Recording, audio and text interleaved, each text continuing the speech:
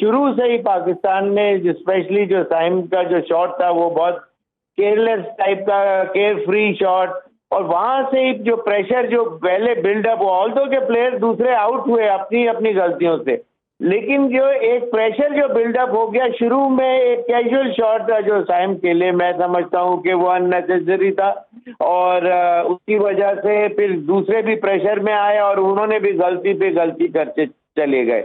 वो तो साहबजादा ने 40 किए, फिर आफरीदी अच्छा खेले बाद में, तो एक रीजनेबल, लेकिन वो दैट वाज नॉट इनफ। ये 160 के करीब का टोटल होना चाहिए था। इस पिच की कंडीशन देखें, सेकेंड के अंदर टर्न होना शुरू हो गया था। आखिरी 5 ओवर के अंदर आपके मेन बॉलर इस पिच के ऊपर 25-30 रन भी करने के लिए बहुत मुश्किल डाल सकते थे। तो ये पाकिस्तान की एज यूजुअल जो गलतियां हैं, जो इनके जो बैट्समैनों को जब छक्के नहीं मारने आते तो आप छक्के ना मारें, आप चौकों से काम लें। छक्का बड़े शॉट मारने जाते हैं, वहां गलती पे गलती करते हैं, और उस तरह फिर पूरा जो जो सिनारियो है वो पाकिस्तान के अगेंस्ट चला जाता है। और कम टोटल के ऊपर इंडिया का आपने आउट तो कर लिए 2, लेकिन उससे टोटल इतना कम था कि वो आराम से पहुंच गए। अभी शुएब साहब, आपने बड़ी अहम बात की कि जब छक्के नहीं मारने आते तो फिर क्यों हर बॉल पे हिट की ट्राई की जा रही थी। तो ये बताइएगा कि क्या मेंटेलिटी हो सकती है इसके पीछे, क्या प्लानिंग हो सकती है कि स्ट्राइक्स को रोटेट हमने देखा कि नहीं किया गया प्लेयर्स की जानिब से, ज्यादातर वो हिट मारने के लिए गए और कैच हो गए। देखें, उसके लिए आपका कि भाई क्या रीजन था, बड़ा आसान जवाब है इसका। जब 60 बॉलें आप डॉट बॉल खेलेंगे एक T20 ओवर के मैच के अंदर, तो फिर you are bound to hit sooner और लेटर। जब आप डॉट डॉट डॉट खेलते रहेंगे और फिर एकदम से प्रेशर ज्यादा आएगा तो आप छक्के ही मारने जाएंगे। इसका मतलब यह है कि टेक्निकल एबिलिटी का फ्लॉ है, वहां सिंगल डबल लेना नहीं आता, चौका मारना जो है वो चौके का बॉल छक्का मारने जाते, जिसकी वजह से वो चौका भी नहीं मार पाते और विकेट दे के आ जाते। ये मेन कोर रीजन यही है। पाकिस्तान की गलती ये कि टेक्निकल एबिलिटी का मेजर फ्लॉ है। सिंगल डबल लेने के लिए टेक्निकल एबिलिटी चाहिए। ताकत का इस्तेमाल होता तो बोलू पहलवान इस वक्त सबसे ज्यादा पाकिस्तान टीम के बेस्ट प्लेयर होते। बिल्कुल शुएब साहब, ये कहिएगा कि स्क्वाड से जो प्लेइंग 11 है इससे आप मुतमिन थे कि प्लानिंग ख़राब हुई जिसकी वजह से ऐसी परफॉर्मेंस हुई, या अगर मेजर प्लेयर्स होते हमारी क्रिकेट टीम में तो सूरत हाल कुछ और हो सकती थी? देखिए, प्लेयरों के अंदर कोई ऐसा नहीं है कि कोई ब्रायन लारा बाहर बेंच के ऊपर बैठा है, या कोई बहुत ही कोई क्लास एक्ट प्लेयर बाहर बैठे हुए हैं, या उनको टीम में नहीं लेके गए, ऐसी कोई बात नहीं है। 19-20 का ही फर्क है या दूसरे प्लेयरों में, और जो प्लेयरों को मौका मिला है।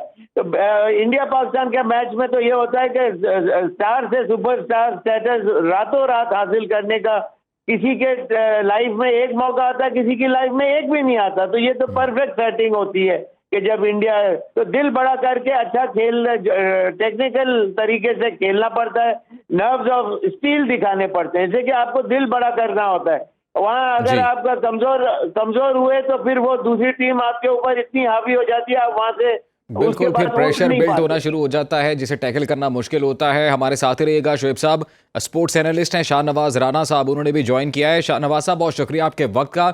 आप क्या कहेंगे आज की मैच की पाकिस्तानी टीम की परफॉर्मेंस से मुतल्लिक? पाकिस्तान की जहां तक परफॉर्मेंस का ताल्लुक है, यकीनी तौर के ऊपर हम मैच हार गए हैं और अच्छी परफॉर्मेंस नहीं थी तो मैच हारे हैं।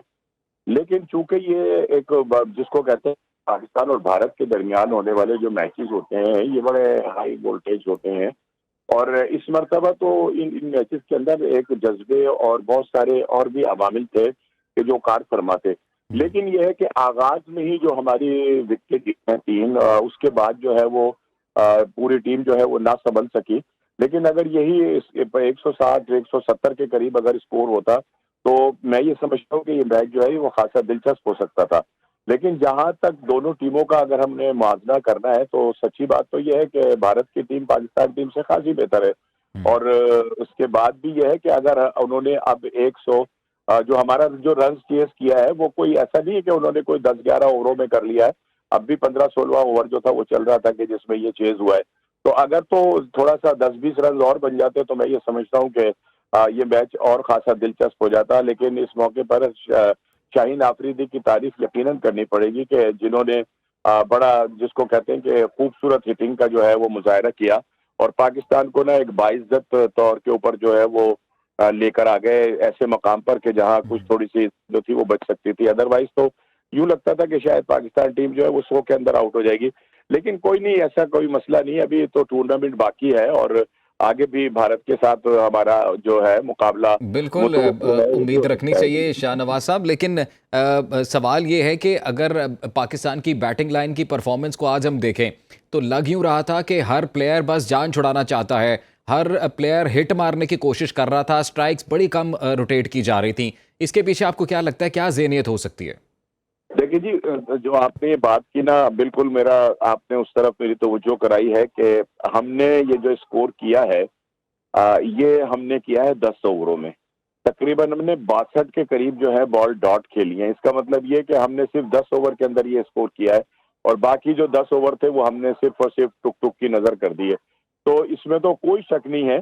लेकिन इसमें भी मैं तारीफ करूंगा इंडियन बॉलर्स की कि जिन्होंने बिल्कुल अकॉर्डिंग टू द फील्ड गेंद की, विकेटों के अंदर गेंद की, गलती कराई और मुसलसल प्रेशर के अंदर जो था वो रखा। लेकिन यके बाद दीगरे आगाज में जो 3 विकेटें गिरी हैं उसने इस प्रेशर को जो था वो और बढ़ा दिया।